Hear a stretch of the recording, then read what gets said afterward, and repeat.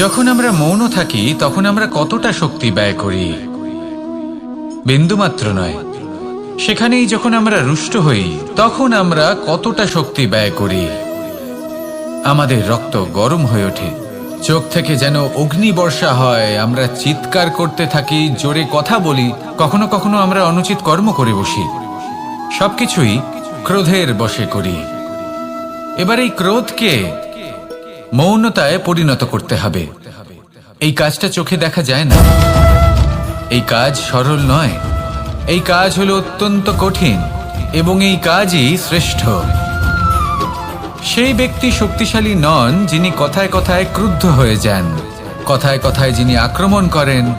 আজ্ঞে না, সব থেকে বেশি শক্তিশালী ব্যক্তি হলেন তিনি যিনি নিজের ক্রোধকে মৌনতায় পরিবর্তন করতে পারেন, যিনি শান্ত মনে পরিস্থিতিকে বোঝেন, তার আকলন করেন আর তারপর বিবেকের দ্বারা সিদ্ধান্ত নেন। তিনি হলেন সব থেকে শক্তিশালী ব্যক্তি। তাহলে সেই ব্যক্তি হয়ে উঠুন আর আমার সাথে ভালোবেসে বলুন, রাধা রাধা। জীবনে যখন আমরা কোনো পরিস্থিতির সম্মুখীন হই তখন আমাদের সামনে দুটো পথ থাকে, তাদের মধ্যে কোনো একটা নির্বাচন আমাদের করে নিতে হবে, এই মনে করে নিতে হবে। নির্বাচন এই সংসারের সবথেকে গুরুত্বপূর্ণ বিষয়। একটা নির্বাচন আপনার বর্তমান বদলে দিতে পারে, আপনার ভবিষ্যৎ বদলাতে পারে, আগামী প্রজন্মের জন্য ইতিহাস রচনা করতে পারে। একটা নির্বাচন। এবার দেখুন, যে পরিস্থিতি আপনার সামনে আছে আপনাকে সেই পরিস্থিতির সম্মুখীন হতেই হবে, সেই কষ্ট সহ্য করতেই হবে, সেই মতোই কাজ করতে হবে। শুধু এই বিষয়টা নির্বাচন করতে হবে যে এই পরিস্থিতির সম্মুখীন হওয়ার সময় আমি কি দুর্বল হয়ে থাকব নাকি আমি শক্তিশালী হয়ে থাকব। এই নির্বাচন এই মনের মধ্যে করতে হবে। আর এই নির্বাচন হলো সবথেকে বেশি গুরুত্বপূর্ণ নির্বাচন। যদি নিজের মনকে শক্তিশালী করে তুলে সেই পরিস্থিতির সম্মুখীন হন তাহলে কিছুই আপনাকে বাধা দিতে পারবে না। পূর্ণ নিষ্ঠার সাথে, সাহসের সাথে এই মনকে শক্তিশালী করে তুলুন, তাহলে কোনো সংকট আপনাকে না বাধা দিতে পারবে না ভাঙতে পারবে। আপনি নিজে সাফল্যের শিখরে পৌঁছতে পারবেন আর এই মন প্রসন্ন হয়ে বলবে, রাধা রাধা। জীবনে সব থেকে বেশি মূল্যবান বস্তু কি? ধন, স্বর্ণ, মাণিক্য, আভূষণ? না, এই সব কিছু মিলিয়েও সময়ের এক মুহূর্তের সামনে মলিন হয়ে পড়ে। এক মুহূর্ত যা এক দরিদ্রকে রাজা করতে পারে, যা এক রাজাকেও দরিদ্র করতে পারে। একটি মুহূর্ত যা আপনার আত্মবিশ্বাসকে পর্বতের শিখরে পৌঁছে দিতে পারে, একটি মুহূর্ত যা আপনার অস্তিত্বকে গভীর সাগরে বিলীন করে দিতে পারে। একটি মুহূর্তের খেলা।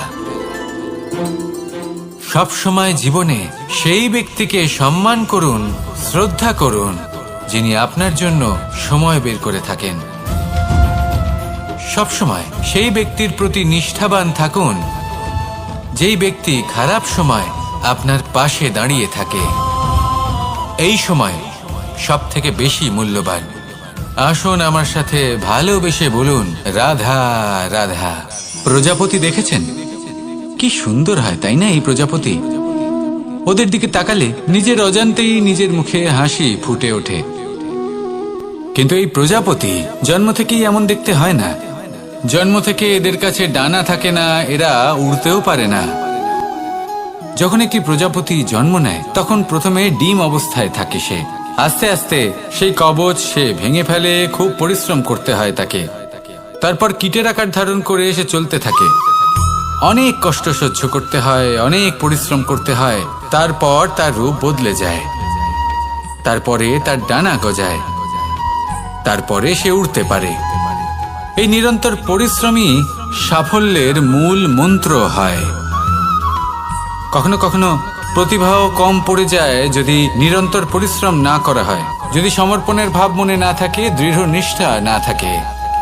আর কখনো কখনো সেই ব্যক্তি যার মধ্যে বিশেষ প্রতিভা থাকে না, সেই ব্যক্তি নিরন্তর পরিশ্রম করে, নিজের মনে সমর্পণের বোধ জাগিয়ে তোলে, দৃঢ় নিষ্ঠার সাথে কর্ম করে আর সাফল্য লাভ করে।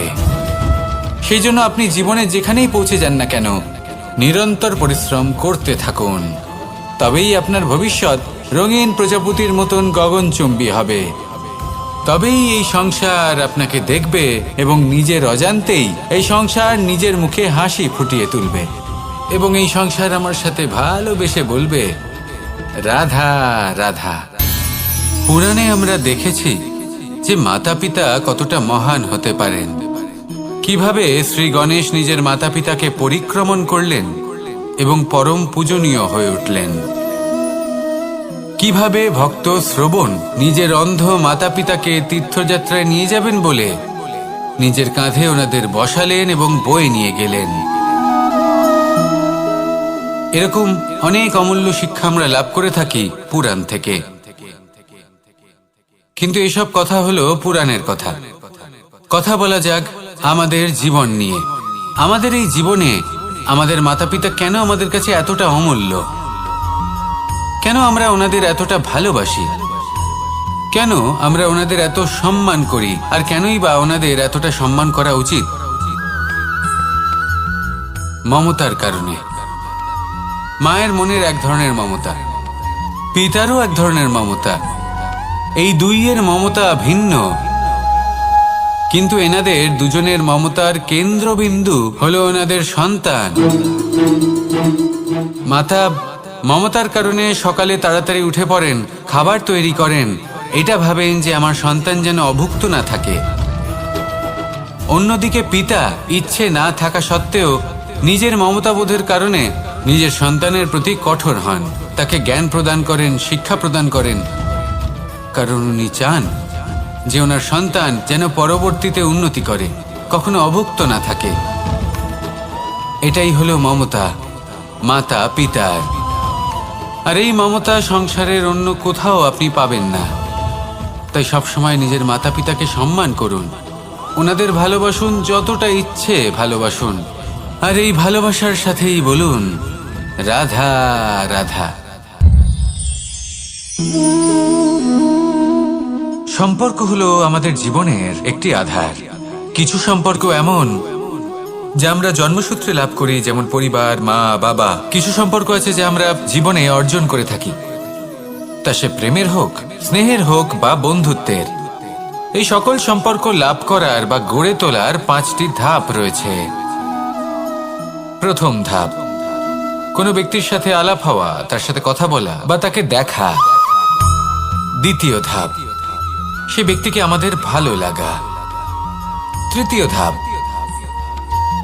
আমাদের এটা চাইতে শুরু করা যে জীবনে এই ব্যক্তি যেন আমাদের বন্ধু হন, আমাদের জীবনে থাকেন, বা আমাদের কাউকে ভালোবেসে ফেলা। আর এটা আমাদের ভাবা বা চাওয়া যে সেই ব্যক্তি যেন আজীবন আমার সাথে থাকেন, আমার জীবনে আমার সাথী হয়ে।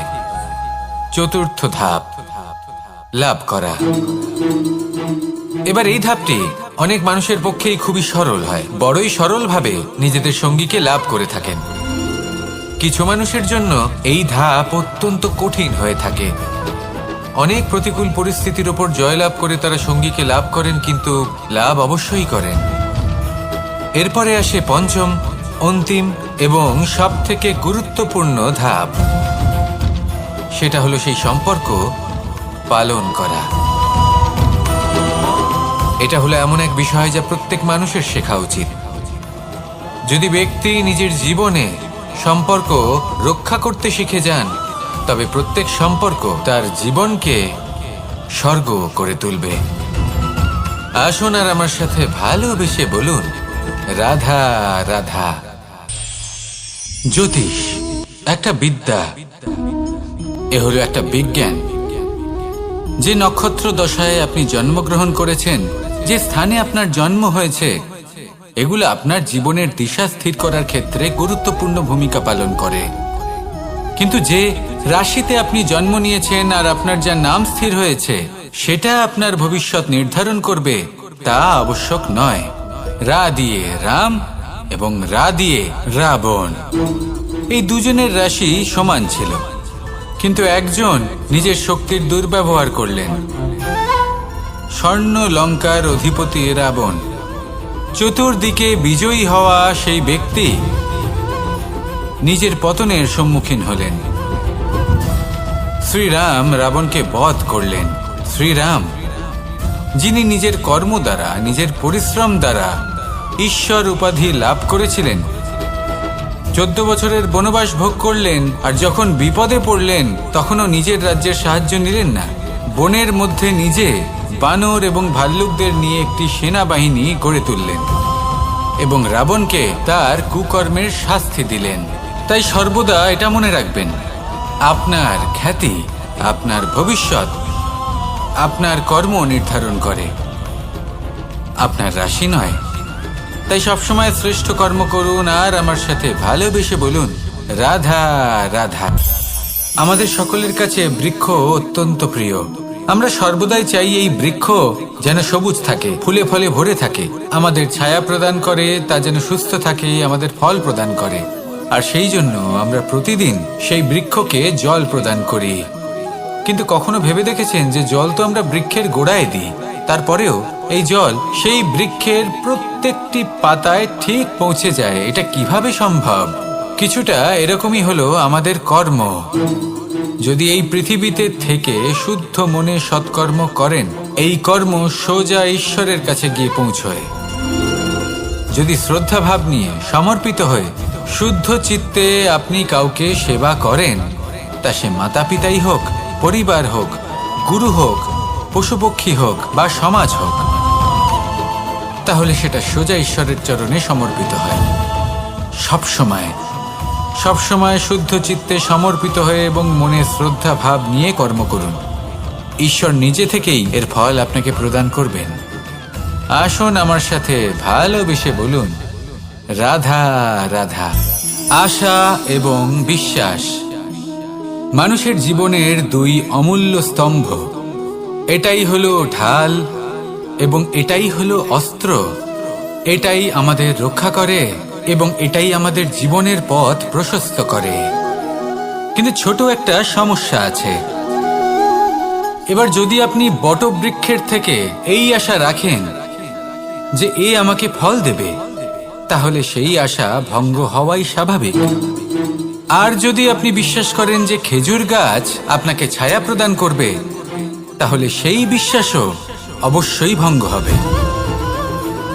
তাহলে কি করা উচিত? চোখ বন্ধ করে যে কাউকে বিশ্বাস করার আগে বা যে কারোর থেকে আশা রাখার আগে নির্বাচন করুন যে কার ওপর বিশ্বাস রাখতে চান, কার ওপর আশা রাখতে চান।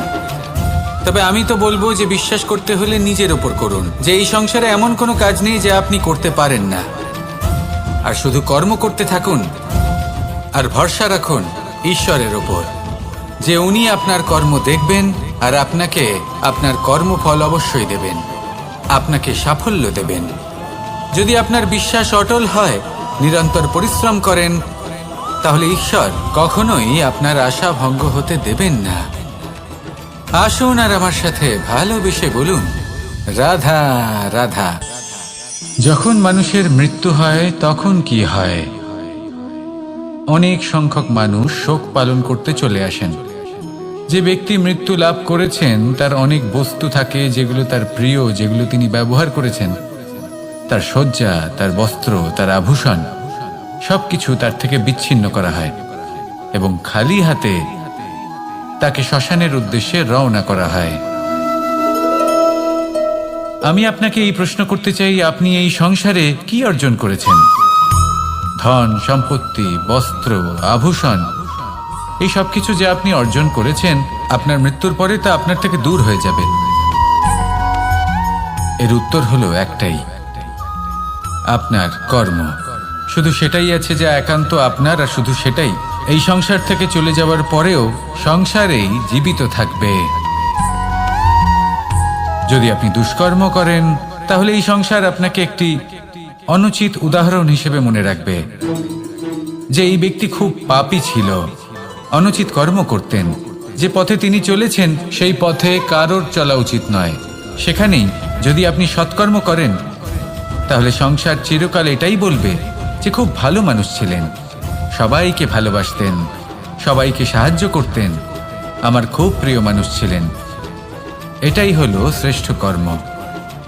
সেই জন্য জীবনে শুধুমাত্র ধন, সম্পত্তি, আভূষণ এই সব অর্জন করতে গিয়ে নিজের মনোনিবেশ করবেন না। শ্রেষ্ঠ কর্ম করুন। সংসার থেকে চলে যাওয়ার পরেও এই কর্মই এই সংসারে আপনাকে জীবিত রাখবে। আসুন আমার সাথে ভালোবেসে বলুন, রাধা রাধা। কখনো কখনো অন্ধকারের সাথে লড়াই করার জন্য আমরা প্রদীপ জ্বালাই। এতে প্রথমে সলতে রাখি, তারপর তেল ঢালি, তারপর আগুন জেলে এটা প্রজ্বলিত করি। তারপর একটা সময় আসে যখন এই প্রদীপ নিভে যায়। কারণটা কি? কারণ কি এটা যে প্রদীপের প্রকাশমান হওয়ার ক্ষমতা সমাপ্ত হয়েছে? না, এই যে আগুন আমরা দেখতে পাচ্ছি, এই আগুনের জন্য যে শক্তির প্রয়োজন হয় তা আসে এই তেল থেকে। যদি এই তেল সমাপ্ত হয়ে যায় তাহলে এই প্রকাশ তাও সমাপ্ত হয়ে যায়। আর আমাদের জীবনে এই তেল হলো আমাদের কর্ম, আর এই আগুন আর এর দ্বারা উৎপন্ন হওয়া প্রকাশ আমাদের ভাগ্য। যত আমাদের কর্ম ক্ষীণ হতে থাকবে, আমাদের ভাগ্য, সৌভাগ্য কোথাও না কোথাও লুপ্ত হয়ে যাবে। যে উজ্জ্বল ভবিষ্যৎ আমরা চাইছি তা কখনো লাভ করতে পারবো না যদি কর্ম না করি। ঠিক যেমন তেল ছাড়া অগ্নি উৎপন্ন হয় না, তেমনি কর্ম ছাড়া সৌভাগ্য হয় না। আর যেমন কর্ম তেমন ভাগ্য। তাই সবসময় কর্ম করতে থাকুন, কর্ম করা থামাবেন না। আর আমার সাথে ভালোবেসে বলুন, রাধা রাধা। এই শুকনো পাতাটিকে দেখুন, নিষ্প্রাণ হয়ে পড়েছে। কোনো একটা সময় এই পাতাটি একটা গাছের ডালে ছিল। সেই গাছ ওর লালন পালন করত।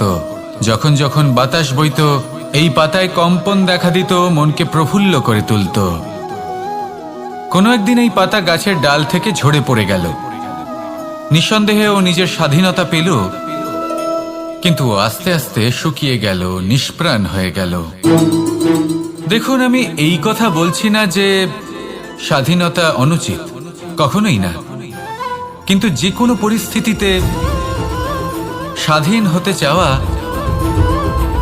এটা নিশ্চিতরূপে অনুচিত। আমরা যদি আমাদের জীবনে পরিবারের গুরুত্ব ভেবে দেখি, তাহলে এই পরিবারে যতই মতভেদ থাকুক না কেন, যতই মনোমালিন্য থাকুক না কেন, যতই বিবাদ থাকুক না কেন, এই সব মিটিয়ে নেওয়া অত্যন্ত প্রয়োজনীয়। সেই সবকিছু সমাপ্ত করা অত্যন্ত প্রয়োজনীয়। কখনো এই পরিবারকে ভাঙতে দেবেন না, কখনো এই পরিবার থেকে দূরে চলে যাবেন না। এই পরিবার হলো আমাদের জীবনের একটা অমূল্য সম্পদ, অমূল্য এক আশ্রয়, যা এই সংসারে হয়তো কোথাও আপনি পাবেন না। তাই একে আগলে রাখুন। ভেবে নিন আপনি পাতা আর আপনার পরিবার সেই গাছ। আসুন আমার সাথে ভালোবেসে বলুন, রাধা রাধা। অনেক সময় আমরা জীবনে অনেক মানুষকে এমন বলতে শুনে থাকি যে আমি অসফল হয়েছি কারণ আমার সময় ভালো যাচ্ছিল না। আমি এই জিনিসটা লাভ করতে চাইছিলাম কিন্তু করতে পারলাম না কারণ আমার সময়টা ভালো যাচ্ছিল না। আমি আমার জীবনে ওই মহান কাজটা করতে চাইছিলাম কিন্তু করতে পারলাম না। কেন? কারণ আমার সময়টা ভালো যাচ্ছিল না। কিন্তু যে মুহূর্তে ভালো সময় আমার জীবনে আসবে, আমি সব কিছু প্রাপ্ত করব। এমন প্রায় প্রত্যেকেই বলেন। আসুন একটা কথা বোঝা যাক। একজন মালিকে দেখুন, সে প্রত্যেক দিন গাছের সেবা করে, তাকে জল দেয়, তার যত্ন আত্তি করে। কেন? প্রত্যেক দিন সেই গাছ ফল দেয় না। সঠিক সময় এলে তবেই সেই গাছ ফল দেয়, কিন্তু প্রত্যেক দিন মালি তার সেবা করে, তাকে যত্ন করে। শুধুমাত্র তখন করে না যখন সেই গাছ ফল দিতে সক্ষম। আর যদি মালি গাছের যত্ন প্রতিদিন না করে, তাহলে হয়তো সেই গাছ ফল দিতেই পারবে না। এটাই হলো আমাদের জন্য একটা শিক্ষা। যখন সময় আমাদের জন্য অপেক্ষা করে না, তখন আপনি সময়ের জন্য কেন অপেক্ষা করছেন? ভালো সময়ের জন্য অপেক্ষা করবেন না। ভালো এবং শুভ কর্ম দ্বারা ভালো সময়কে নিজের কাছে টেনে আনুন। নিরন্তর কর্ম করুন, পরিশ্রম করতে থাকুন। শুভ সময় আপনা থেকেই আপনার কাছে আসবে। আসুন আমার সাথে ভালোবেসে বলুন, রাধা রাধা। একে বালি বলুন, মাটি বলুন বা ধুলো বলুন, এ দিয়ে কত কিছু করা সম্ভব। এ দিয়ে আপনি নিজের বাসস্থান নির্মাণ করতে পারেন, প্রাচীর গড়ে তুলতে পারেন, অট্টালিকা নির্মাণ করতে পারেন।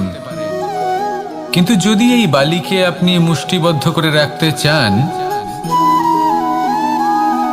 তাহলে তা হাত থেকে ফসকে যাবে। আপনি কখনোই একে মুষ্টিবদ্ধ করতে পারবেন না। এরকমই হয় আমাদের জীবন, আর এরকমই হয় সময়। এই মুষ্টিবদ্ধ করা বালির মতো। সময়কে আমরা বাধা দিতে পারবো না, আটকেও রাখতে পারবো না। এ হলো প্রবাহমান। জন্ম থেকে মৃত্যু পর্যন্ত এই যে সময়, তা খুবই সীমিত। আর এই সময় আমরা যেটাই করি তার দ্বারাই আমাদের মূল্য নির্ধারিত হয়। আর এই সংসার থেকে চলে যাওয়ার পরেও এই সংসার এই সব কর্মের জন্যই আমাদের মনে রাখে। তাই যদি আপনি এটা ভাবেন যে আজ যে কর্ম করার ছিল আমি না হয় কাল করে নেব, কাল আমার লক্ষ্যে পৌঁছানোর কথা ছিল আমি পরশু পৌঁছব, না, এই সময় খুব মূল্যবান, একে নষ্ট করবেন না। এই সময়কে সদ্ব্যবহার করুন, মহান হবার পথে অগ্রসর হন। একে যদি মুষ্টিবদ্ধ করে রাখার চেষ্টা করেন, এই সময় থেমে থাকবে না। আসুন আমার সাথে ভালোবেসে বলুন, রাধা রাধা। আমাদের জীবনে অনেক ধরনের ব্যক্তি এসে থাকেন। কেউ কেউ আমাদের সাথে থেকে যান, কেউ আমাদের থেকে দূরে চলে যান। কেউ ভালো মানুষ হন, কেউ খারাপ মানুষ। কিন্তু আমরা সবসময় সেই সময়টাকে নিয়ে দুঃখ প্রকাশ করি যখন আমাদের জীবনে কোনো খারাপ ব্যক্তি প্রবেশ করেন। তারা আমাদের খারাপ অনুভূতি দেন, দুঃখ দেন, কষ্ট দেন। আমরা সবাই তাকে ভালো মন্দ কথা বলি। কিন্তু কেন? এমন বিভিন্ন ধরনের মানুষ, খারাপ মানুষ, ভালো মানুষ সবার জীবনেই আসেন এবং সকলকেই একটা অমূল্য শিক্ষা দান করে যান। এবার আপনি নিজেই ভেবে দেখুন, জীবনে যখন প্রথমবার আপনি আগুন স্পর্শ করেছিলেন, তখন আপনি একটা শিক্ষা লাভ করেছিলেন যে আমাকে আগুনের থেকে একটু দূরে থাকতে হবে। তারপর আস্তে আস্তে আপনি শিখলেন যে কিভাবে এই আগুনকে নিয়ন্ত্রণে রাখতে হবে। তারপর আপনি শিখলেন যে কিভাবে নিজের জীবনে তাকে প্রয়োগ করতে হবে, তা সে অন্ধকারে প্রকাশ লাভ করার জন্য হোক বা খাবার বানানোর জন্য। সেইভাবেই কোনো খারাপ ব্যক্তি যখন আপনার জীবনে আসে, কোনো শিক্ষা দিয়ে যান, তার প্রতি কৃতজ্ঞ থাকুন। তার বিষয় খারাপ ভাবার বা খারাপ অনুভূতি নিয়ে থাকার কোনো প্রয়োজন নেই। সেই শিক্ষা লাভ করুন, ইতিবাচক মনোভাব নিয়ে জীবনের সামনে এগোতে থাকুন। কেউ নেই যিনি আপনাকে বাধা দিতে পারেন। আসুন আমার সাথে ভালোবেসে বলুন, রাধা রাধা। এই সংসারে অনেক অনেক এমন জ্ঞানী আছেন যারা নিজের সমস্ত জীবন জ্ঞান অর্জন করতে অতিবাহিত করেছেন। এই সংসারে এমন কোনো বেদ নেই, কোনো পুরাণ নেই, কোনো শাস্ত্র নেই, কোনো ভাষা নেই যা ওনারা জানেন না। এমন কোনো বিষয় নেই যা নিয়ে ওনারা কোনো বক্তব্য রাখতে পারবেন না।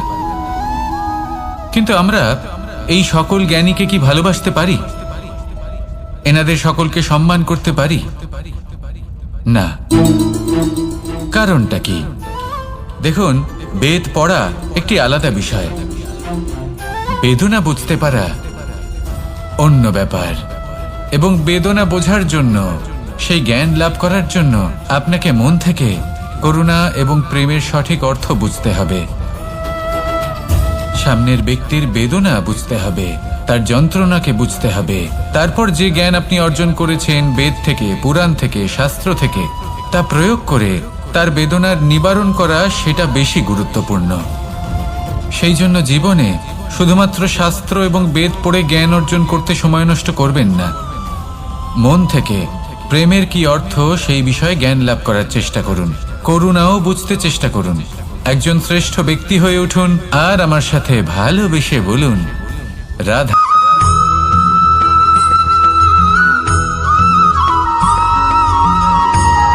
তো আছে পরিস্থিতি।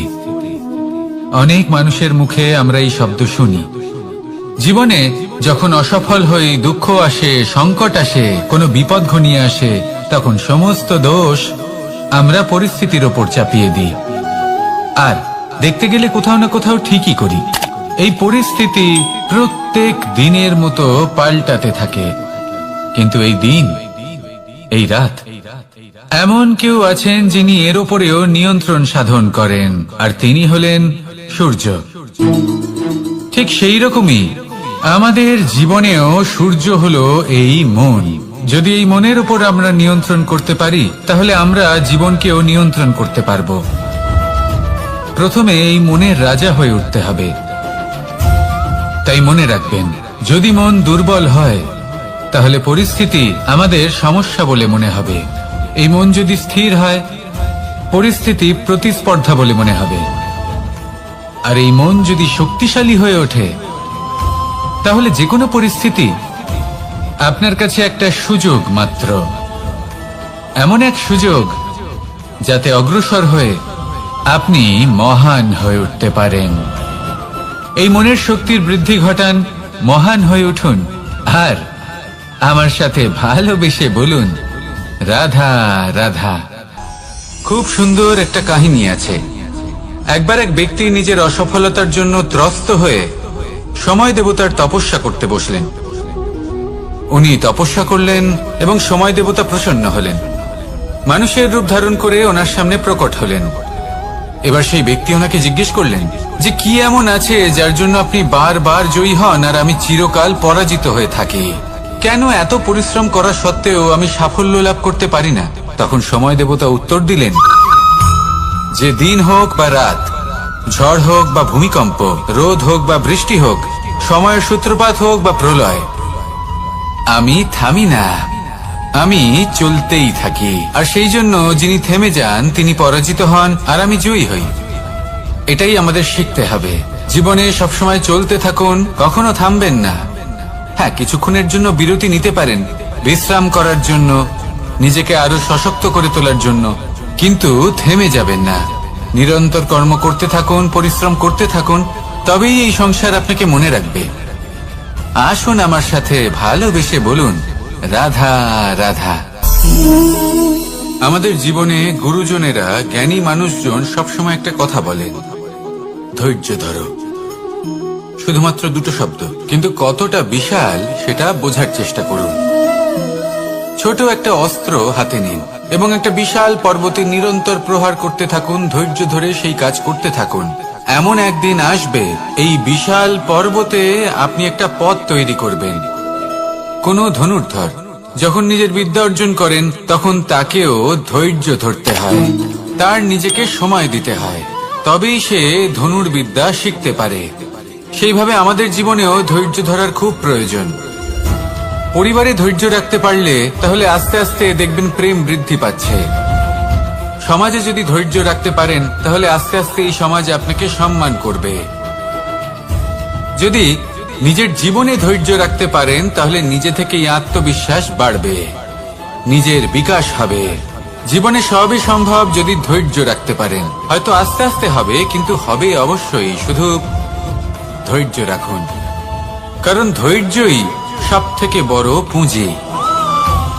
আসুন আর আমার সাথে ভালোবেসে বলুন, রাধা রাধা। আমাদের জীবনে যখনই আমরা কোনো বড় দায়িত্বের সম্মুখীন হই, তখন আমরা তার থেকে দূরে পালাই, আর এই অজুহাত দিই যে না না, এত বেশি ভার বহন করার যোগ্যতা আমার নেই, আমি করতেই পারবো না। দেখুন, এই সংসারে ভিন্ন ভিন্ন ধরনের গাছ আছে, ছোট গাছ, বড় গাছ, কিন্তু বটগাছের মতো বড় এবং নিবিড় গাছ আর একটাও নেই। সে নিঃস্বার্থভাবে এই সংসারকে সেবা করে যায়, ছায়া প্রদান করে, শীতলতা প্রদান করে। আর যখন এমন সময় আসে যখন তার ওপর বোঝা অত্যন্ত বেড়ে যায়, সে কিন্তু কোনোভাবেই ভেঙে পড়ে না। তখন সে নিজের নিঃস্বার্থ কর্মের ফল লাভ করে, সেই নিঃস্বার্থ কর্ম যা সে করেছে। তার দেহ থেকে ছোট ছোট ঝুড়ি বার হয় এবং তা কাণ্ডের আকার ধারণ করে। সেই কাণ্ড মাটির কাছে পৌঁছয় এবং তারপর তা বটগাছের সহায়ক হয়ে ওঠে। সে ভেঙে পড়ে যায় না। এইভাবে আপনিও জীবনে নিঃস্বার্থভাবে সবার সেবা করুন, ভালোবাসুন, সবাইকে সাহায্য করুন। যেদিন আপনার ওপর বোঝা অত্যন্ত বেড়ে যাবে, সেদিন এই সব মানুষ আপনাকে সাহায্য করার জন্য আসবেন, আপনার শক্তি হয়ে উঠবেন, আর আপনি বটগাছের মতোই মহান এবং বিশাল হয়ে উঠবেন। আসুন আর আমার সাথে ভালোবেসে বলুন, রাধা রাধা। মানুষ তার জীবনে দুই ধরনের পরিস্থিতিকে খুব ভয় পায়। এক, কোনো কারণবশত কারোর সামনে নত হওয়া। দুই, কোনো কারণে নিজের চরিত্র থেকে, নিজের মূল্যবোধ থেকে বিচ্যুত হওয়া। এবার কেন হয় এরকম যে কথায় কথায় কারোর সামনে নত হতে হয়? কেন বারংবার নিজের চরিত্র থেকে চ্যুত হতে হয়? এরকম কেন হয়? এটা তখনই হয় যখন আমাদের শিক্ষা এবং মূল্যবোধের অভাব থাকে। যদি মানুষের মধ্যে প্রকৃত শিক্ষা থাকে, তাহলে এই সংসারে কোনো সময় এবং কারোর সামনেই নত হওয়ার কোনো প্রয়োজন নেই। যদি মানুষের মধ্যে মূল্যবোধ থাকে, তাহলে তাকে নিজের মূল্যবোধ বা চরিত্র থেকে বিচ্যুত হতে হয় না, তা সে যাই হয়ে যাক না কেন। কোনো বালককে যদি জন্ম থেকেই সুশিক্ষার অধিকারী করা হয়, শিক্ষিত করা হয়, মূল্যবোধের অধিকারী করা হয়, তবে সে এই সংসারে এমন কর্ম করবে যাতে সে নিজেকে, নিজের পরিবারকে, সমগ্র সমাজকে গর্বিত করতে পারে। শিক্ষা লাভ করুন, মূল্যবোধ লাভ করুন এবং আমার সাথে ভালোবেসে বলুন, রাধা রাধা। আমাদের সকলের জীবনে একটা লক্ষ্য থাকে যেটা আমরা লাভ করতে চাই। ঠিক যেন একটা প্রতিস্পর্ধা বিদ্যমান যে কে সব থেকে আগে নিজের লক্ষ্যে পৌঁছতে পারবে। আর সেই জন্য আমরা সকলেই খুব তাড়াতাড়ি এগোতে চেষ্টা করি, বড় এবং দীর্ঘ পদক্ষেপ ফেলি যাতে তাড়াতাড়ি নিজের লক্ষ্যে পৌঁছতে পারি। কিন্তু এক অত্যন্ত গুরুত্বপূর্ণ বিষয় আছে, সবসময় লক্ষ্য সামনে থাকবে না, কখনো কখনো তা খুঁজতে হয়। এই যাত্রা খুব কঠিন হতে পারে, আর ঠিক এই কারণেই সবসময় দ্রুত গতিতে চলা বা তাড়াতাড়ি পথে চলা সেটা আবশ্যক নয়। তার থেকেও বেশি গুরুত্বপূর্ণ হলো ভেবেচিন্তে তারপর পথ চলা। যদি ভেবেচিন্তে পদক্ষেপ ফেলেন, চলতে পারেন, তাহলে সেটাই সর্বশ্রেষ্ঠ পদক্ষেপ। কখন কোন দিকে যেতে হবে, কখন কোথায় দিক পাল্টানো যাবে না, কখন গতি বেশি রাখতে হবে, কখন কম, কখন থামবো, কখন চলবো, এই সব কিছুর বিষয়ে জ্ঞান অত্যন্ত গুরুত্বপূর্ণ এবং ভেবে চিন্তে চলতেই হবে। সেই জন্য শুধু তীব্র গতিতে সামনে এগোলে চলবে না, ভাবনা চিন্তা করে এগোতে হবে। আসুন আমার সাথে ভালোবেসে বলুন, রাধা রাধা। কখনো কোনো প্রজাপতিকে উড়তে দেখেছেন? কি সুন্দর উড়ে বেড়ায় সে, এক ফুল থেকে অন্য ফুলে, এক পাতা থেকে অন্য পাতার উপর। কিন্তু সে কিভাবে উড়তে শেখে কখনো ভেবেছেন? জন্ম থেকেই কিন্তু প্রজাপতির ডানা থাকে না, ও কিন্তু ছোট্ট একটা ডিমের আকারে জন্ম লাভ করে। তারপর সেই ডিমটি ভেঙে একটি কীট বাইরে আসে। আস্তে আস্তে সে বড় হয়, ওর শক্তি বৃদ্ধি পায়। তারপর সে সেই কীট দশা ত্যাগ করে নিজের ডানাগুলি মেলে।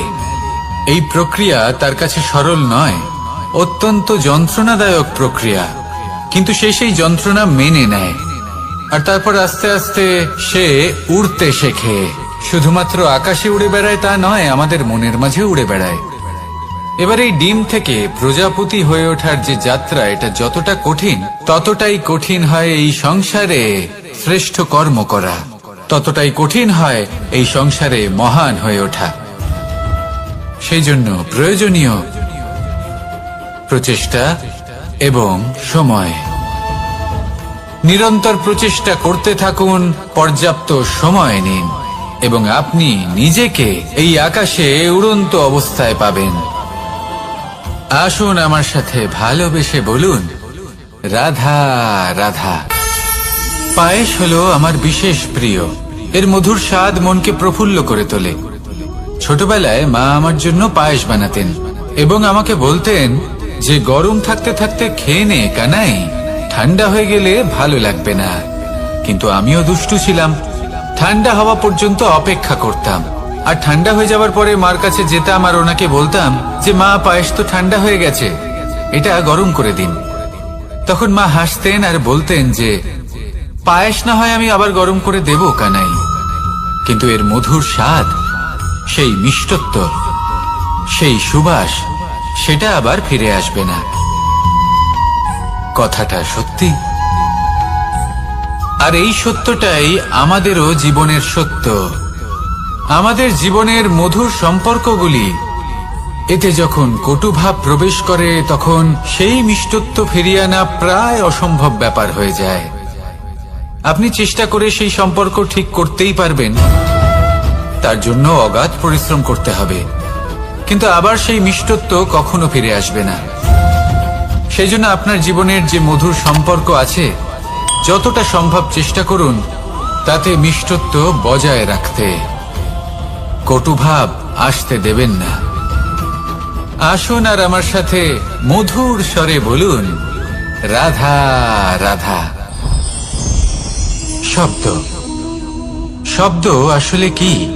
শুধুই কয়েকটি অক্ষরের সমষ্টি, নাকি আমাদের বাণী? এই শব্দ এমন এক শক্তি যা কাউকেই নিজের বশবর্তী করে ফেলতে পারে।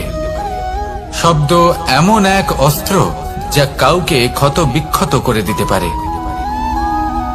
এই শব্দ হলো একটি নাদ স্বরূপ যা কোনো ঘুমন্ত ব্যক্তিকেও জাগিয়ে তুলতে পারে এবং নিজের লক্ষ্যের দিকে অগ্রসর করতে পারে। শব্দে এত শক্তি আছে যে কারোর মনে এতটা আঘাত দিতে পারে যে সে হয়তো জীবনে আর কখনো এগোতেই পারল না। তাহলে এই শব্দের প্রয়োগ খুব ভেবেচিন্তে করবেন। এবং এই শব্দের মতোই হলো নীরবতা। অনেক সময় এই নীরবতা আমাদের সহায়ক হয়ে ওঠে। অনেক সময় এটা আমাদের অনুশোচনাকে অনেক বেশি বাড়িয়ে তুলতে পারে। ভীষ্ম পিতামহ, অঙ্গরাজ কর্ণ, যখন দ্রৌপদীর বস্ত্রহরণ হচ্ছিল তখন এনারা নীরব ছিলেন। দুর্যোধনের বিরোধিতা করেননি, ওকে বাধা দেননি। আর তারপর কি হলো সেটা আপনারা সকলে জানেন। দেখতে গেলে নীরবতা চুপ করে থাকা, কিন্তু যদি কোনো দুষ্টের সামনে চুপ করে থাকেন, যদি তার বিরোধিতা না করতে পারেন, তাহলে এই নীরবতাই অনেক বড় পাপের আকার ধারণ করে। মনে রাখবেন আর আমার সাথে ভালোবেসে বলবেন, রাধা রাধা। আভূষণ, কার না ভালো লাগে এই আভূষণ? আমরা পরিশ্রম করি, ধন অর্জন করি আর আভূষণ কিনে থাকি, কখনো নিজের জন্য, কখনো বা তাদের জন্য যাকে আমরা ভালোবাসি, বা তাদের জন্য যাকে আমরা সম্মান করি। হয়তো সেই জন্যই সীতা চূড়ামণি ধারণ করেছিলেন এবং আমি সামন্তকমণি। কিন্তু এটাই কি সেই প্রকৃত আভূষণ যা আপনার মূল্য বৃদ্ধি করে? না। শ্রীরামের আভূষণ হলো ওনার নম্র ভদ্র ব্যবহার। মাতা সীতার আভূষণ হলো ওনার সততা, ওনার নিষ্ঠা, ওনার ত্যাগ। অর্জুনের আভূষণ ছিল ওনার একাগ্রতা। রাধার আভূষণ ওনার প্রেম। এই আভূষণ কোথাও নেই, আপনার মনে আছে। যদি আপনার মনে মিষ্টতা থাকে, তা শান্ত হয়, তাতে সততা থাকে, নিষ্ঠা থাকে এবং প্রেম থাকে, তাহলে আপনার অন্য আর কোনো আভূষণের কোনো প্রয়োজন নেই। আপনি যতই ভিড়ের মাঝে থাকুন, আপনার ঔজ্জ্বল্য চোখে পড়বে। আসুন আর আমার সাথে ভালোবেসে বলুন, রাধা রাধা। এই সংসারের সবথেকে বড় সত্যি হলো জন্ম এবং মৃত্যু, কিন্তু আরো বড় একটা সত্য আছে, মিত্র এবং শত্রু, যা আমাদের সকলের জীবনে থাকে। মিত্র সে যে আমাদের সঙ্গ দেয় এবং সংসারের সবথেকে উঁচু শিখরে আমাদের নিয়ে যায়, এবং শত্রু সে যে যে কোনো মুহূর্তে যে কোনো শিখর থেকে আমাদের নিচে ফেলে দিতে পারে। এবার বিচিত্র ব্যাপার হলো এটাই যে আমরা নিজেরাই এদের সাথে নিয়ে চলি, নিজেরাই এদের পালন করি। তা কি করে? প্রথমে বুঝুন এই মিত্র এবং শত্রু কারা। আপনার নিজের মন, আর কেউ নয়। এই মনই হলো মিত্র। যখন তাতে ভারসাম্য বজায় থাকে, তা নিয়ন্ত্রিত থাকে, তা পবিত্র হয়। কিন্তু যদি এই মন অনিয়ন্ত্রিত হয়ে পড়ে, যদি আপনাকে সে নিয়ন্ত্রণ করতে শুরু করে, তখন সেই আপনার সবথেকে বড় শত্রু হয়। সেই জন্য এই মনের ওপর নিয়ন্ত্রণ রাখতে শিখুন, এতে ভারসাম্য বজায় রাখতে শিখুন। তাহলে আপনি এমন এক বন্ধুকে পাবেন যে আপনাকে এই সংসারের শিখরে পৌঁছে দেবে। আসুন আমার সাথে ভালোবেসে বলুন, রাধা রাধা। ঈশ্বর আসলে কে? সংসারের বেশিরভাগ মানুষের কাছে ঈশ্বর হলেন এই সংসারের রচয়িতা, পালনকর্তা। কারোর কাছে উনি জ্ঞাতা, কারোর কাছে উনি হলেন আস্থার প্রতীক, আবার কারোর জন্য শুধুমাত্র অন্ধ বিশ্বাস। কিন্তু এই ঈশ্বর কি কোনো শরীর, নাকি একটা বোধ, নাকি শুধুই শ্রদ্ধা? ঈশ্বর হলেন তিনি যিনি হলেন আপনার ইষ্ট। সেই জন্যই তো গুরু, মাতা, পিতা এনাদেরও ঈশ্বরই বলা হয়েছে। যাদেরকে আমরা ঈশ্বর বলে মনে করি, যারা আমাদের ইষ্ট, তারা আমাদের একটি পথ দেখান, একটি দিকে চালিত করেন। সেই পথে চলে আপনি শুভ কর্ম করতে পারেন। আর যখন কোনো ব্যক্তি তার ঈশ্বরের আদেশ পালন করেন, তখন সে নিজে থেকেই শুভ পথে অগ্রসর হয়ে যান। বেশ কয়েকজন মানুষ ঈশ্বরের ওপর আস্থা রাখেন এবং ভাবেন যে অনুচিত কোনো কাজ করা উচিত নয়, ঈশ্বর দেখছেন। ওনারা ভয় পান যে কোনো অনুচিত কর্ম করলে কে জানে তার পরিণাম কি হবে। এমন অনেক ব্যক্তি রয়েছেন যারা ঈশ্বরকে বিশ্বাস করেন এবং জানেন যে ঈশ্বর তাদেরকে দেখছেন, তাই যে যে শুভ কর্ম ওনারা করেছেন তার ফল তারা অবশ্যই পাবেন। এবার আপনি ভয় পেয়ে ঈশ্বরকে বিশ্বাস করবেন, নাকি বিশ্বাসের দ্বারা ঈশ্বরকে বিশ্বাস করবেন, সেই সিদ্ধান্ত আপনারই। কিন্তু হ্যাঁ, যদি আপনার মনে ঈশ্বরের জন্য কোনো স্থান থাকে, যদি আপনার কোনো ইষ্ট থাকেন, যদি আপনি কাউকে ঈশ্বর মনে করেন, যার প্রত্যেক আদেশ আপনি পালন করে থাকেন, তাহলে বলি ঈশ্বর কখনো আপনাকে অনুচিত পথে চালিত করবেন না। আসুন আমার সাথে ভালোবেসে বলুন, রাধা রাধা। এই সংসারে ভিন্ন ভিন্ন ধরনের গাছ আছে, অসংখ্য ধরনের প্রজাতি আছে। কিছু গাছ পাতা দিয়ে থাকে, কিছু ফুল, কিছু ফল। কেউ ছায়া প্রদান করে, কেউ শীতলতা প্রদান করে, কেউ নিজেকে খুব কষ্ট দিয়ে এই সংসারের বিকাশে সহায়ক হয়ে ওঠে। কিন্তু এই সবার মধ্যে একটা বিষয় কিন্তু সমান, এরা প্রত্যেকেই পাতা ছাড়া, ফুল ছাড়া, ফল ছাড়া জীবিত থাকতেই পারে, কিন্তু কোনো বৃক্ষই শিকড় ছাড়া বেঁচে থাকতেই পারে না। এটাই হলো রাধার। ঠিক সেইভাবেই আমাদের জীবনে শক্তি হোক, ধন হোক বা সাফল্য হোক, আমাদের বা আমাদের পরিবারের প্রসন্নতাই হোক, এই সব কিছুর আধার হলো, সবকিছুর মূল হলো পরিশ্রম। তাই জীবনে চিরকাল পরিশ্রম করতে থাকুন। যদি আপনি জীবনে মহান হবার পথে অগ্রসর হতে চান, তাহলে পরিশ্রম করুন। এই পরিশ্রম দ্বারাই নিজের পরিবারকে প্রসন্ন করুন, নিজের বন্ধুদের প্রসন্ন করুন, এই সমাজকে গর্বিত করুন। আসুন আমার সাথে ভালোবেসে বলুন, রাধা রাধা। এই সংসারের সব থেকে বড় রোগ কোনটা? কেউ বলবে মানসিক রোগ, কেউ বলবে সেই রোগ যা সর্পদংশনের ফলে হয়ে থাকে। এই সংসারে ভিন্ন ভিন্ন ধরনের রোগ আছে এবং তার সাথে ভিন্ন ভিন্ন ধরনের যন্ত্রণাও রয়েছে। এমন একটা রোগ আছে যা চোখে দেখা যায় না, যা আপনার শরীরে কোনো দাগ রেখে যায় না, কিন্তু আপনার আত্মাকে পর্যন্ত ক্ষত বিক্ষত করে, অসুস্থ করে তোলে, বিনাশ করে দেয় আপনাকে এবং তার সাথে আপনার আত্মাকেও। এই অসুখের নাম হলো লালসা। লালসা, যে কর্ম সাধন করেছেন তার থেকে বেশি ফল লাভ করার আশা। লালসা, যা আজ আছে তার থেকে অনেক বেশি লাভ করার ইচ্ছে। এই ইচ্ছে এই সংসারে সবার থেকে এগিয়ে থাকার আপনাকে প্রেরণা যোগাবে, কিন্তু তার জন্য আপনাকে অপরাধযোগ্য কাজ করতে উৎসাহিত করবে। আপনার বন্ধু, আপনার আত্মীয়, আপনার পরিবার, এই সবার থেকে আপনি কখন দূরে চলে যাবেন আপনি বুঝতেই পারবেন না। উচিত অনুচিত কোনটা, ধর্ম অধর্ম কোনটা, সব ভুলে যাবেন আপনি। সেই জন্য মনে রাখবেন, নিজের জীবনে যদি আপনি লালসার থেকে নিজেকে দূরে রাখতে পারেন, তাহলে এর অর্থ হলো যে আপনি এই সংসারের সব থেকে বড় অসুখের ওপর বিজয় লাভ করেছেন।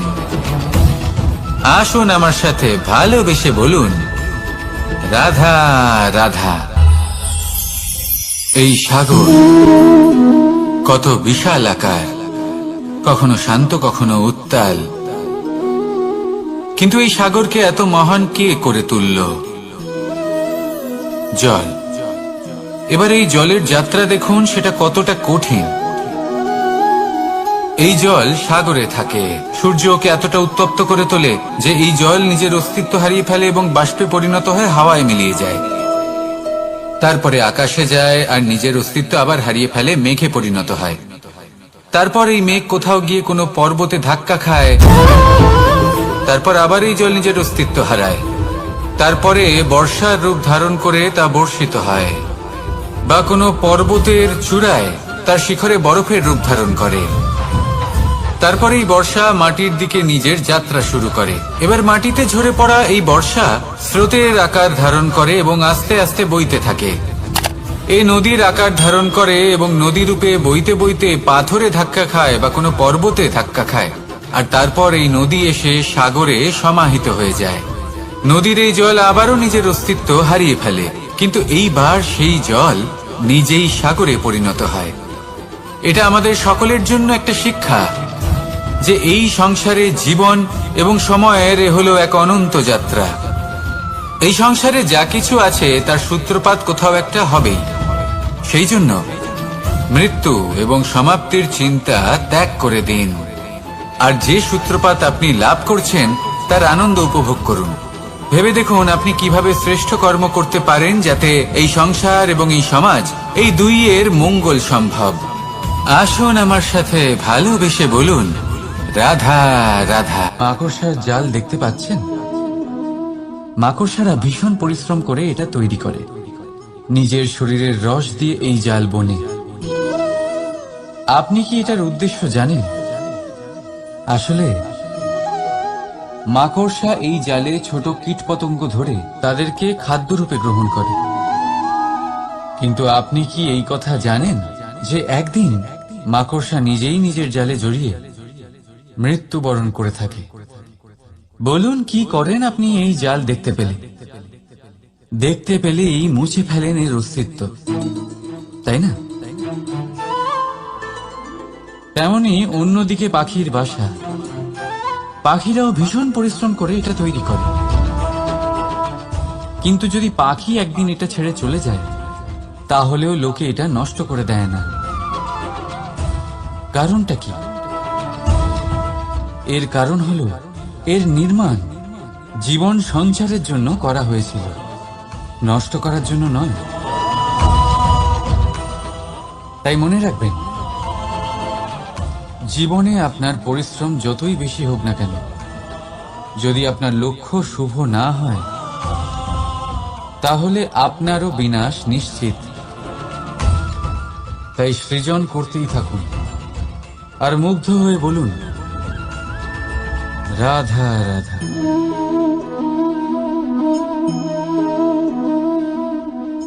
আপনার কি মনে হয় আমি কি করছি? আপনি বলবেন আমি প্রদীপ জ্বালাচ্ছি। সঠিক, কিন্তু প্রশ্ন হচ্ছে যে আমি কি আপনাকে বলেছি যে একে প্রদীপ বলা হয়? না। এই প্রদীপ কি নিজেই নিজের পরিচয় আপনাকে দিয়েছে? না। তাহলে আপনি কি করে জানলেন যে একে প্রদীপ বলা হয়? উত্তর হচ্ছে, পড়বে যে লোকে আপনাকে প্রদীপ ভেবে ভালোবাসবে নাকি সাপ ভেবে ভীত হয়ে থাকবে। রাধা রাধা। সময় কত বিচিত্র হয়। সময় আমাদের পক্ষে থাকলে আমরা নিজেদের রাজা মনে করি, আর সেই সময় যদি বিপক্ষে চলে যায় তাহলে নিঃস্ব হতে সময় লাগে না। তাই মানুষের একটা অভ্যেস আছে, খারাপ সময়ের জন্য কিছু সঞ্চয় করা। আত্মীয়, বন্ধু খারাপ সময় পাশ থেকে সরে যায়, যশ, মান প্রতিকূল সময় চিরস্থায়ী হয় না। তাই মানুষ মনে করে অর্থ সঞ্চয় করাই শ্রেয়। অর্থের কোনো হৃদয় নেই যা সময়ের সাথে পরিবর্তিত হবে। সংসার বলে সর্বদা অর্থ সঞ্চয় করতে থাকুন। খারাপ সময় অবশ্যই কাজে লাগবে, কিন্তু আমি বলবো শুভ কর্ম করতে থাকুন, আনন্দে থাকুন, নিজের ওপর আর ঈশ্বরের ওপরে বিশ্বাস রাখুন। খারাপ সময় কখনো আসবেই না। রাধা রাধা। প্রকৃতি মানুষকে এক বিশেষ শক্তি দিয়েছে, অন্য জীবের থেকে বেশি শক্তি দিয়েছে। স্মরণ শক্তি। এই শক্তি মানুষকে অন্য জীবের থেকে ভিন্ন করে, ইতিহাস রচনা করার প্রেরণা দেয়, জ্ঞানকে বংশানুক্রমে এগিয়েও নিয়ে যায়। আর যারা ভুলে যান, অধিকাংশ সময় তারা উপহাস আর দয়ার পাত্র হয়ে যান। কিন্তু এটাই কি প্রকৃত রূপে সত্য? না।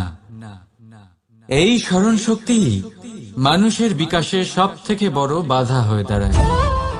তার মনকে দূষিত করে দেয়। খারাপ অভিজ্ঞতা, কারোর করা বিশ্বাসঘাতকতা, কারোর কটাক্ষ বেশিরভাগ মানুষই ভুলতে পারেন না। রাধা রাধা। মানুষ নিজের পরিবারের জন্য কত কিছুই না করে, দিন রাত পরিশ্রম করতে থাকে যাতে তার পরিবারের প্রয়োজন পূরণের জন্য অর্থ রোজগার করতে পারে। কিন্তু শুধু অর্থ রোজগার করাটাই কি যথেষ্ট? আপনি বলবেন হ্যাঁ, নিশ্চয়ই। অর্থ দিয়ে সব কিছু পাওয়া যায়, বিদ্যা পাওয়া যায়, বাড়ি পাওয়া যায়, ওষুধ পাওয়া যায়, আর কত কিছুই না পাওয়া যায়। এইসব একটা পর্যায় পর্যন্ত সঠিক, কিন্তু একটু মন দিয়ে ভেবে দেখুন, যখন কোনো শিশু অসুস্থ হয়ে পড়ে তখন সে ওই তিক্ত ওষুধ কেন খেয়ে নেয়? এই জন্য কারণ ওর পিতা সেই ওষুধ অর্থ দিয়ে কিনেছে? না, বরং এই জন্য কারণ তার পিতা যে তার সামনে দাঁড়িয়ে, তার উপরে তার বিশ্বাস আছে। বিশ্বাস আছে যে উনি তার কিচ্ছু হতে দেবেন না। এই বিশ্বাস, এই সংস্কার, এই শিক্ষা কখনো অর্থ দিয়ে পাওয়া যায় না। এটা পাওয়া যায় সেই সময় থেকে যা মাতা পিতা তাদের সন্তানের সাথে কাটিয়েছেন। তাই জীবনে অর্থ অবশ্যই উপার্জন করুন। নিজের পরিবারের জন্য কত কিছুই না করে, দিন রাত পরিশ্রম করতে থাকে যাতে তার পরিবারের প্রয়োজন পূরণের জন্য অর্থ রোজগার করতে পারে। বিরোধিতা। কিন্তু শুধু অর্থ রোজগার করাটাই কি যথেষ্ট? আমরা সবাই ভয় পেতে থাকি। আপনি বলবেন হ্যাঁ, নিশ্চয়ই। অর্থ দিয়ে সব কিছু পাওয়া যায়, বিদ্যা পাওয়া যায়, বাড়ি পাওয়া যায়, ওষুধ পাওয়া যায়, আর কত কিছুই না পাওয়া যায়। এই সব একটা পর্যায় পর্যন্ত সঠিক, কিন্তু একটু মন দিয়ে ভেবে দেখুন, আপনার শান্তির জন্য যখন কোনো শিশু অসুস্থ হয়ে পড়ে তখন সে ওই তিক্ত ওষুধ কেন খেয়ে নেয়? এই জন্য কারণ ওর পিতা সেই ওষুধ অর্থ দিয়ে কিনেছে? তখন সবার আগে নিজেকে না, যাচাই করুন। বরং এই জন্য কারণ তার পিতা যে তার সামনে দাঁড়িয়ে, তার উপরে তার বিশ্বাস আছে। বোঝার চেষ্টা করুন। বিশ্বাস আছে যে উনি তার কিচ্ছু হতে দেবেন না। তারপর দেখুন, বিরোধিতা, এই বিশ্বাস, আপনাকে স্বর্ণ এই থেকে সংস্কার, গুণবান বানিয়ে তোলে। এই শিক্ষা কখনো অর্থ দিয়ে পাওয়া যায় না। বলা হয় এটা পাওয়া যায় সেই সময় থেকে যা মাতা পিতা তাদের সন্তানের সাথে কাটিয়েছে। মানুষ বেড়ে চলেছে। তাই জীবনে অর্থ অবশ্যই উপার্জন করুন, যে ভালো মানুষ, কিন্তু নিজের পরিবারকেও সময় দিন, আছে তারা খারাপের বিরোধিতা করে। আনন্দ পাবে। যদি আপনার রাধা রাধা। কোনো খারাপ কখনো কোনো পাখিকে দেখেছেন? তাহলে তার বিরোধী যখন তারা ডিম পাড়তে প্রস্তুত হয় তখন তারা সবচেয়ে আগে একটা স্থান খোঁজে, একটা স্থান যা বর্ষা, রৌদ্র আর শত্রুর থেকে সুরক্ষিত হয়। তারপর তারা বাসা তৈরি করে, তারপরেই ডিম পাড়ে।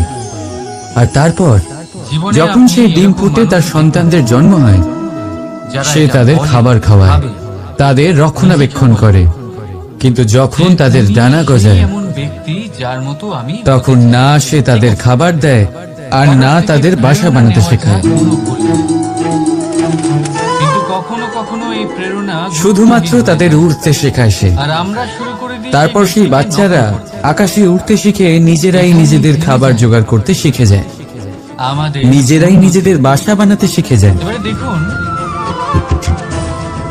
আর আমরা মানুষেরা কি করি? আমাদের সন্তান বড় হয়ে যাওয়া সত্ত্বেও তাদের নিয়ে সর্বদা দুশ্চিন্তা করি। তার জন্য আমরা গৃহ নির্মাণের চেষ্টা করি, নিজের সন্তানকে আরো শক্তিশালী করে গড়ে তোলার বদলে তাকে আমরা দুর্বল করে দিই। জীবনে সেটাই করুন যা একটা পাখি করে, নিজের সন্তানকে আকাশে ওড়ার শিক্ষা দিন, সংস্কার দিন, আর একটা নির্দিষ্ট সময়ের পরে তাকে নিজের আকাশ নির্ধারণ করতে মুক্ত করে দিন। আমাদের পা আহত করে দেয়। রাধা রাধা।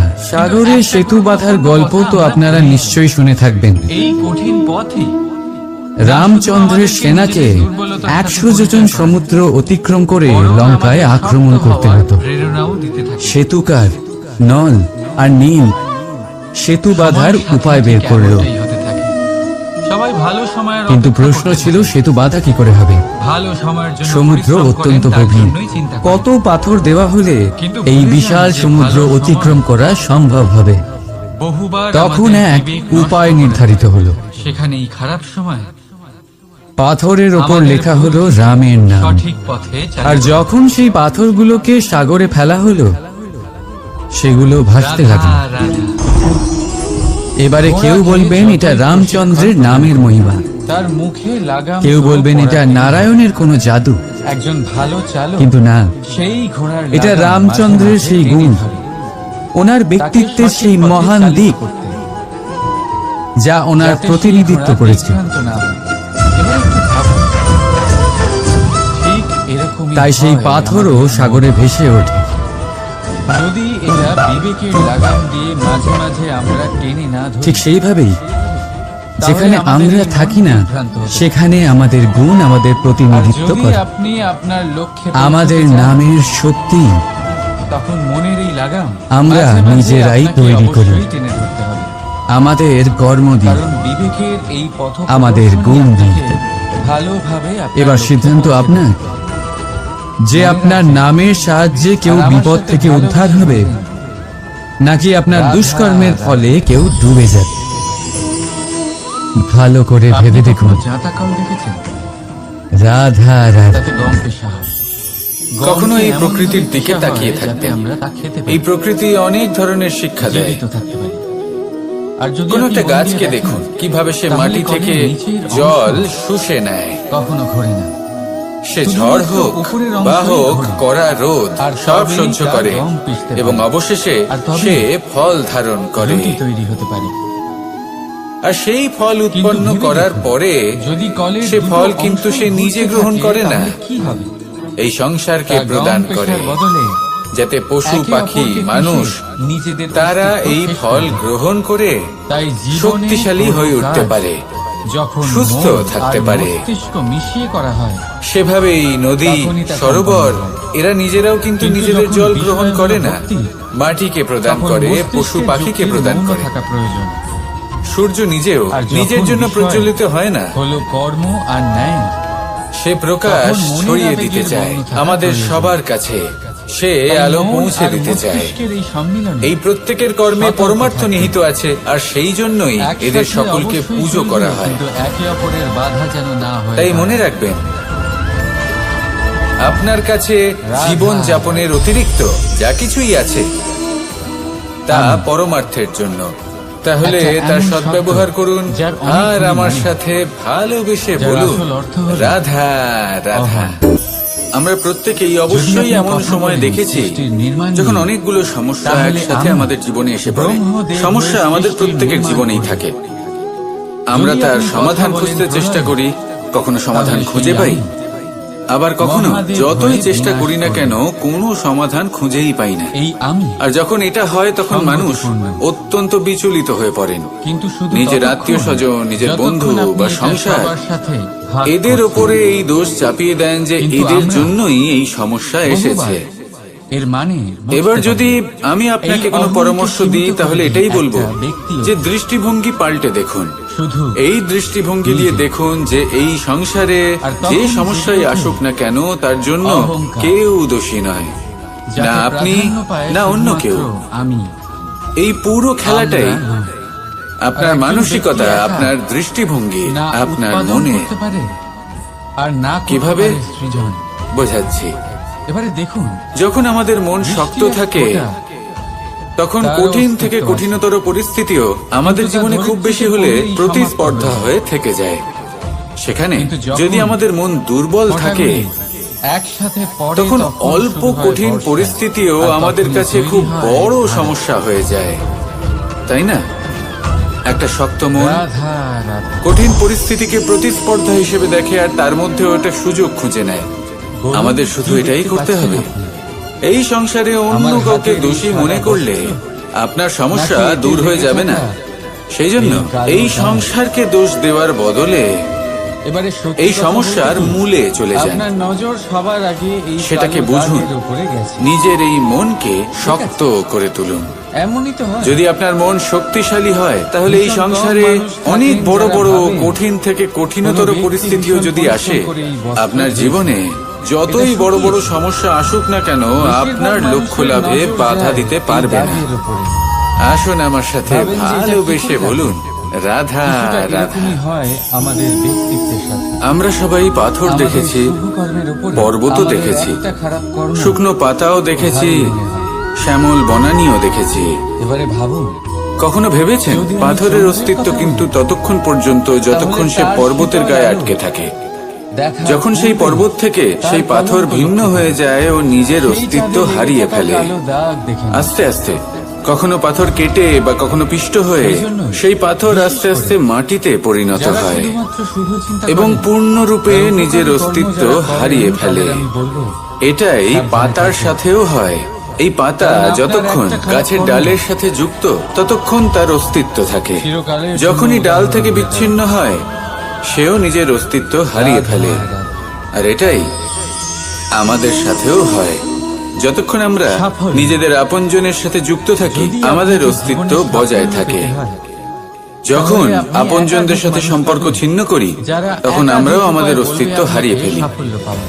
এবার এই সংসারের প্রত্যেক ব্যক্তি স্বতন্ত্র থাকতে চান, নির্ধারণ, নিষ্ঠা, আর অনেক ব্যক্তি এই বিষয়ে স্বতন্ত্র ভাষণ থাকবেন দিতে বলে পারেন। আপনজনদের দূরে করে দেন একাধিক আর তাদের রকমের সাথে এই উদাহরণ সম্পর্ক আপনার সামনে ছিন্ন তুলে করেন। ধরবেন। এটা কি সত্যি কিন্তু প্রয়োজন? আমার এটা মনে হয় আপনজনদের সাথে সম্পর্ক ছিন্ন আমরা করে কেন নিজের সেই অস্তিত্ব বিষয়ে হারিয়ে কথা ফেলা বলি না? প্রয়োজনীয়, যা মানুষ নাকি আপনজনদের সাথে সম্পর্ক বজায় রেখে ব্যাপার অসফল হওয়া নিশ্চিত। নিজেদের স্বতন্ত্র করে রাখা কিন্তু সেটা দুই আবশ্যক। ধরনের মানুষ নির্বাচন আপনারই। বেশিরভাগ অসফল। আসুন আমার সাথে ভালোবেসে প্রথম বলুন তারা, রাধা যারা ভাবে রাধা। অনেক কিছু কিন্তু কিছুই করে না। আপনি কি কখনো আর নৌকা দ্বিতীয় যাত্রা তারা, করেছেন? যারা অনেক করে না কিছু থাকলেও করতে নিশ্চয়ই থাকে, দেখেছেন যে এই জল ভাবনা চিন্তা যা না নিজের করে। অন্তরে সব কিছু সমাহিত করে নিতে পারে, এই নৌকা ভাবনা সেই জলের আর ওপরেই কর্ম। ভেসে থাকে। এদের নদীর মাঝে স্রোত কাটিয়ে সে সামঞ্জস্য সামনে রাখা অগ্রসর খুব হয়। জরুরি। কিন্তু যদি এই নৌকায় কোনো ছিদ্র হয় তাহলে কিন্তু জীবনে সেই নৌকা কখনো ডুবে অসফল যাবে। হবেন না। আর এতে কোনো তফাৎ হবে না যে সেই ছিদ্র রাধা। ছোট নাকি বড়, আপনি নৌকা অনেককে ডুবে যাবে। এই কথা নিশ্চয়ই বলতে শুনেছেন। এই ছিদ্র হলো আমাদের এই জীবনে ব্যক্তির আমাদের দৃষ্টিতে অপগুণ, দম্ভ আছে। আমাদের দোষ, এই আমাদের ব্যক্তির বিকার। চোখের ওপর অহংকারের কখনো এটা পর্দা ভাববেন পড়ে না আছে। যে ইত্যাদি, এই দোষ ইত্যাদি। খুবই ছোট, এতে কিছুই যাবে আসবে না। না, চলুন আমি আপনাকে সেই একটা ছোট প্রশ্ন দোষ, সেই ছোট বিকার আপনি যদি সেটাকে শুধরে দেখেন না কি? নেন তাহলে সেটা আপনাকে আপনার পতনের দিকে নিয়ে যাবে। নাকি দৃষ্টিভঙ্গির সাথে? শেষ পর্যন্ত এটা আপনার উপর ভাবুন। নির্ভরশীল যে আপনি কি চান। চিন্তায় পড়ে গেলেন নিশ্চয়ই। আপনার জীবনের এই নৌকা সাক্ষাৎ করা। এভাবেই ডুবে যেতে দেখবেন, উদাহরণ হিসেবে নাকি নিজেকে শুধরে নিয়ে সেই নৌকার সেই ছিদ্রটাকে ভরিয়ে তুলতে চাইবেন? চন্দ্র আমরা সবাই দেখি। নির্বাচন আপনার। বহু মানুষ আছে আসুন আমার সাথে যাদের ভালোবেসে চন্দ্র বলুন অত্যন্ত সুন্দর। রাধা রাধা। ধরকে ভগবান ভেবে পুজো করবে। জল, কিন্তু তারা জল জলই নাকি পৃথিবীতে ভগবানকে বেঁচে থাকার জন্য পাগল ভেবে আবশ্যক তো পরিত্যাগ বটেই, করবেন? কিন্তু এই জল সিদ্ধান্ত আমাদের একটা আপনার। অত্যন্ত কিন্তু গুরুত্বপূর্ণ এই শিক্ষা সিদ্ধান্ত প্রদান করে। নির্ভর করে আপনার কখনো এই জলকে দৃষ্টিভঙ্গির দেখেছেন? উপর। যে তাই পরিস্থিতিতে নিজের এই জল দৃষ্টিভঙ্গি প্রবাহিত ঠিক হোক না কেন, নিজের এর উপর যা দৃষ্টিভঙ্গিতে কিছুই প্রভাব ভালোবাসা থাকুক না কেন, এর পথে আর যতই আনন্দে বাধা বলুন, আসুক না কেন, তার মধ্যে রাধা। থেকে ও নিজের পথ ঠিক বের করে নেয়, কিন্তু নিজের প্রবাহ বড় বড় থামতে দেয় না, রাজমহল, ক্রমাগত বড় অগ্রসর বড় হতে থাকে। ইমারতের চূড়া কত সুন্দর হয়। সেরকমই একটা শিক্ষা যেটা আমরা জল থেকে পেয়ে কিন্তু থাকি আপনি কি তা হলো কখনো এই এটা, বিষয়ে ভেবেছেন? আমরা যখন জলের দিকে তাকাই তখন যে এই আমরা নিজের সুন্দর প্রতিবিম্ব চূড়ায় দেখি, পৌঁছতে গেলে স্পষ্টভাবে আপনাকে দেখতে পাই। পৃথিবীতে পাপ কিন্তু ফেলতেই হবে।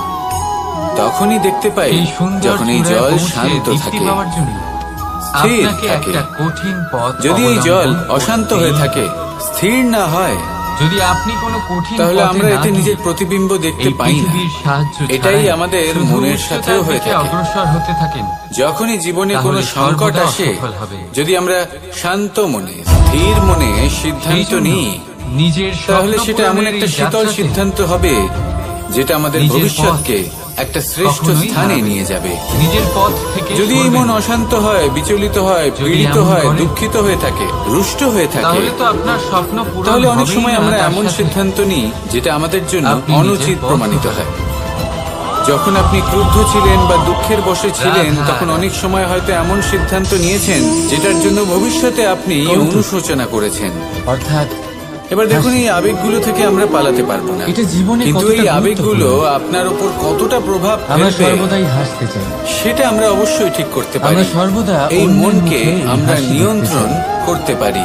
কিন্তু এই কৌতুক এটাই করুন, চিন্তা করুন, কৌতুক এই অনেক মনকে প্রকারের। শান্ত রাখুন, আর এই স্থির হতে কৌতুকের চেষ্টা ভিত্তি করুন, কি? আর তারপরে সিদ্ধান্ত সেটাও নিন। খুব গুরুত্বপূর্ণ। আসুন আমার সাথে ভালোবেসে কৌতুক বলুন, কেবল তখনই রাধা পাবেন রাধা। যখন তার এই শুদ্ধ সংসারে মন থেকে ভৌতিক আসে। বস্তুরও নিয়তি আছে। কৌতুক তখনই পাবেন যারাই এই সংসারে আসে যখন তার সামনে বা উৎপন্ন হয়, অপমানিত ব্যক্তির মন তিক্ত হয়ে তারা থাকে। কিছুমাত্র সময় পর্যন্তই এখানে থাকতে পারে, আর তারপরে তাই মনে রাখবেন সেও লুপ্ত হয়ে যায়, যে এই কৌতুক অর্থাৎ সে নিজেও এই পঞ্চমহাভূতে সমাহিত হয়ে যায়। তা উপহাস বা কটাক্ষ না হয়ে যায়। আমাদের সাথেও ঠিক এটাই হয়। রাধা রাধা। সেই জন্যই ঈশ্বর দ্বারা প্রদত্ত এই উপহারের এই বিষয়ে শব্দের ভাবুন, সূচনা এই হয় জীবনের বিষয়ে ভাবুন। মন থেকে ঠিক যেমন বিশ্বাস সেই ভঙ্গ জন্যই হলে হয়তো কোনো ব্যক্তি আমাদের এই আমাদের মন কাছে অপরিচিত হয়ে যান, ঠিক এতটা সেরকমই গুরুত্বপূর্ণ। শেষ নিঃশ্বাস ত্যাগের এবারে পর দেখুন না, এই শরীরও আমাদের মনই কাছে সবকিছু পরই চালু হয়ে করে। যায়। তাই এই মনই শরীর সেই থাকাকালীন শ্রেষ্ঠভাবে একে সদ্ব্যবহার যে করুন, কল্পনা করে। এই জীবনে শ্রেষ্ঠ মনই কর্ম সেই করুন, আর এই যা জীবনকে কল্পনাকে শ্রেষ্ঠভাবে বাস্তবে যাপন পরিণত করার জন্য কিছু কথা পরিশ্রম বোঝা করতে প্রয়োজনীয়। আমাদের প্রেরণা যোগায়। যদি আপনি কারোর প্রশংসা করেন, তাহলে মনই পূর্ণ সেই হৃদয় দিয়ে করুন। যা লোভের জালে যদি জড়িয়ে আপনি পড়ে। হস্তক্ষেপ করে থাকেন, তাহলে মনই মস্তিষ্ক সেই দ্বারা করুন। যা অভিমানের পর্দা যদি দিয়ে আপনি ঢেকে সমীক্ষা করেন, আর তাহলে এই বিবেক মনই দ্বারা সেই করুন। যা আপনাকে বিনাশের দিকে টেনে যদি নিয়ে আপনি যেতে পারে। ধন অর্জন করতে কিন্তু চান, তাহলে নীতি অনুসারে চলুন। যদি তা পরোপকার যদি করার জীবন যাপন বিনিময় করতে পায়, চান, তাহলে রীতি মেনে করুন। তাহলে এমন কোন আর যদি মহান কাজ ঈশ্বরের নেই ভজন যা করতে আপনি চান, করতে তাহলে পারবেন। ভক্তিভাব নিয়ে কিন্তু করুন। এই মন শুধু এই কথা মনে রাখবেন এই মন কি? যে আপনার এই জীবন কিন্তু অনিশ্চিত কাল পর্যন্তই আছে। এটা বোঝানো কতক্ষণ যায় আছে সেটা কেউ জানে না। শব্দের মাধ্যমে। তাই কিছু মুহূর্ত যেটা যাপন করতে আমরা এখানে এসেছি, সেখানে ক্রোধ, অহংকার, ঈর্ষা, একজন কুশল সেবক এইসব আবেগের কি গুরুত্ব বলুন তো? দ্বিতীয়, এগুলো ত্যাগ একজন করুন। সংকটপ্রবণ মালিক। মানুষকে ক্ষমা করতে শিখুন, যদি আস্তে আপনার এই আস্তে মন বিশ্বাস করতে আপনার শিখুন। নিয়ন্ত্রণে থাকে এই না, সংসারে তাহলে নিঃস্বার্থভাবে সে হলো প্রেম আপনার করতে শিখুন, সেবক। আর সবার মধ্যে আনন্দ বিতরণ করুন। তাই তাই এই আপনার সব অস্তিত্ব গুণ যদি আছে। আপনি আত্মসাৎ করতে পারেন, যদি আপনার মন তাহলে আপনার আপনার জীবনে শুধু কর্মের আনন্দ উপর এবং নিয়ন্ত্রণ আনন্দই করে। বিরাজমান হবে। তাহলে এই মন আসুন আমার আপনার সাথে মালিক। ভালোবেসে বলুন, রাধা আর তখন রাধা আপনার রাধা বিনাশ রাধা রাধা তাই রাধা। নিজের এই ধর্মরথের 4টি অশ্ব চালানোর জন্য যিনি সারথি হবেন, তার যে 4টি গুণ থাকা প্রয়োজন, সেই সমস্ত আসুন আমার গুণ সাথে আনন্দে বলুন, অর্জুনের মধ্যে উপস্থিত রাধা, রয়েছে। রাধা। কর্মের শক্তি রয়েছে, এই সুর ধর্মের দেখতে প্রতি পাচ্ছেন? আসক্তি রয়েছে, এটা শুদ্ধ জ্ঞানের লোহার অভিব্যক্তি রয়েছে এবং বস্ত্র সমর্পণের সেলাই করার ভক্তি কাজে রয়েছে। অস্ত্র নিশ্চিত কাটার রূপে কাজে। ধর্মরথে কিন্তু সারথি আপনি হবার কখনো জন্য ভেবে অর্জুনই দেখেছেন সব এই থেকে সুর যোগ্য। কিভাবে তৈরি হয়? আর ও শুধুমাত্র দ্রৌপদীর স্বামীই হবে না, অংশকে পিটিয়ে পিটিয়ে ইতিহাসে টেনে টেনে কুরু বংশের তাকে রাজকুমার বা ইন্দ্রপুত্রের নামেই শুধু পরিচিত হবে না, বরং অর্জুনই ভাবুন স্বয়ং ইতিহাস লোহার টুকরো রচনা করবে। অর্জুনই হবে কৃষ্ণ সারথি, যত্র যোগেশ্বর কৃষ্ণ জীবনের সমস্ত তত্র পার্থ ধনুর্ধর। আমরা কত প্রভাবশালী কাজে তাহলে আসুন আর আমার সাথে ভালোবেসে বলুন, রাধা রাধা। তাহলে আসুন আমার সাথে ভালোবেসে বলুন, আপনার কি মনে হয় আমি কি করছি? আপনি বলবেন আমি প্রদীপ জ্বালাচ্ছি, সঠিক। জীবনে বিশ্বাস কতটা কিন্তু গুরুত্বপূর্ণ। প্রশ্ন হচ্ছে যে আমি কি আপনাকে বলেছি যে একে প্রদীপ বলা হয়? একজন না। স্ত্রী তার স্বামী এই প্রদীপ কি নিজেই নিজের পরিচয় আপনাকে দিয়েছে? যে কোনো জায়গায় যেতে পারে না। তাহলে এর কারণ হলো আপনি কি করে জানলেন যে তার একে নিজের প্রদীপ স্বামীর বলা উপরে হয়? বিশ্বাস আছে। যখন একজন মা উত্তর তার হচ্ছে ছোট বাচ্চাকে কোলে তুলে প্রকাশ। হাওয়ায় ওঠায়, তখন সেই বাচ্চা যে ভয়ে স্বয়ং ভেঙে যায়। জ্বলে অন্ধকারের মধ্যে তার কারণ সংসারকে হলো পথ দেখায়, বিশ্বাস।